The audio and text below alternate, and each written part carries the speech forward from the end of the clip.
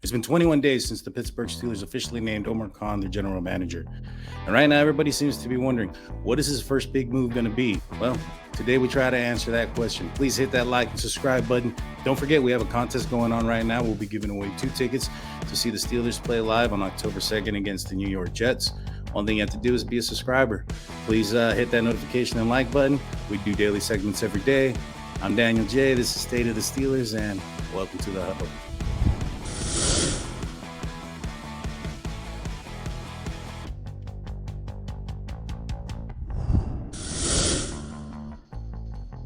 It's been 21 days since the Steelers had officially announced Omar Kahn as their general manager.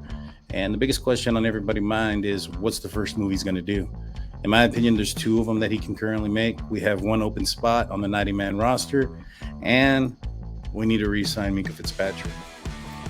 Most importantly, out of those 2, in my opinion, is going to be the signing of Minkah Fitzpatrick. He's a staple point in our defensive back unit. He cleans up a bunch of the problems that the other guys might have. He's the turnover machine. I'm sure everybody remembers when he first came on board, it was like pick after pick after pick. And then, the next year he kind of started off, quote unquote, slow, based on what he had, produced the year before.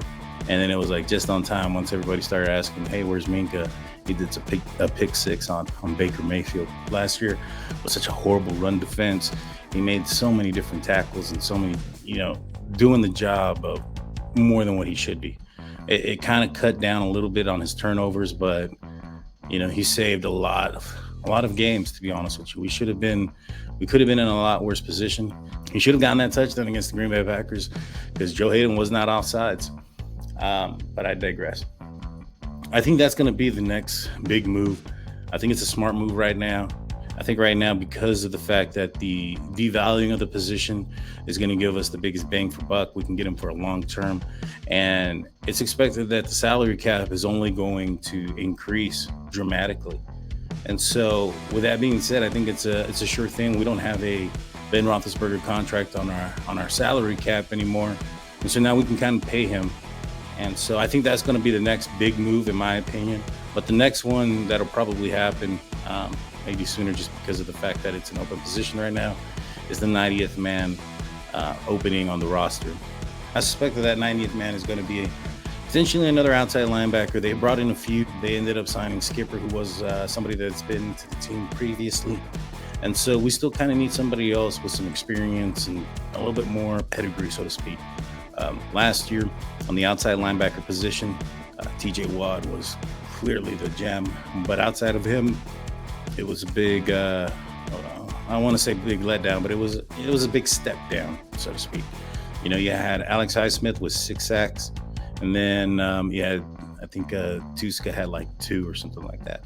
This year we have Tuska, Tuzar Skipper, and Jannard Avery battling for that outside rotational piece and at the linebacker position. And I'm thinking that it'd probably be smart of us to get somebody with a little bit more pedigree and a little bit more brand, a little bit more names to create a little bit more competition.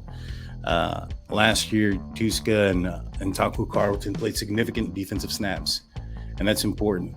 There was reasons why when we played the Cincinnati Bengals, we got our butts torched, and that was because of our inability to get to him. In the first game, Alex Highsmith and TJ Watt were both injured, and so for the team that allowed the most sacks, I don't think we touched Joe Burrow last year. And that's pretty sad for the team that gained the most sacks in the year. And so if you can only imagine if TJ Watt was healthy and Alex Smith was healthy, what we could have done, but we'll have that opportunity this year. That's what we can do. Never look back.